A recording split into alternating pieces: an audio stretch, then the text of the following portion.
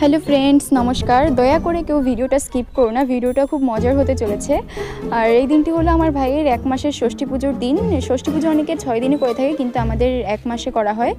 আর এই দিন আমাদের বাড়িতে বেশ কিছু অদ্ভুত রিচুয়াল হয়, সেটাই তোমাদের সাথে শেয়ার করব। তোমরা দেখে অনেক মজা পাবে। জাস্ট দেখো, এখানে নাপিত আসার পর নাপিতের অনেক নিয়ম করা হয়, মাথায় তেল দেওয়া শুরু করে নখ কাটা। দেন শুরু হয় আসল নিয়ম। এই যে মাদুরের মধ্যে মাঝখানে ধান রেখে ধানগুলো মাদুরের চারদিকে নিয়ে গিয়ে হলো এই কাঠটা দিয়ে পিষে দেওয়া হয়। আর এইটা থেকে যেই ধান থেকে চালগুলো বেরোয় সেটা আমার কাকিকে খেতে হবে। তো আবার এটা ভাইকে কোলে নিয়ে করতে হয়। আর এখানে দেখো, চারদিকে হয়ে যাওয়ার পর এখানে করা হবে, কাকিকে শাক কাটতে দেওয়া হবে, ভাইকে কোলে নিয়ে শাক কাটতে হবে। এটাও কিন্তু রিচুয়াল। জাস্ট দেখো কি হয়। তারপর এই মাদুরের মধ্যে কাঁথা পেতে দেওয়া হবে, এখানে ভাইকে আর কাকিকে শোয়ানো হবে। আর দেখো, ভাই তো শোয়ার সাথে সাথে দিয়েছে ঘুম। দেন এটা হলো তীর মারার নিয়ম। এই নিয়মটার একটা মানে আছে, আমি সেটা তোমাদের সাথে শেয়ার করছি।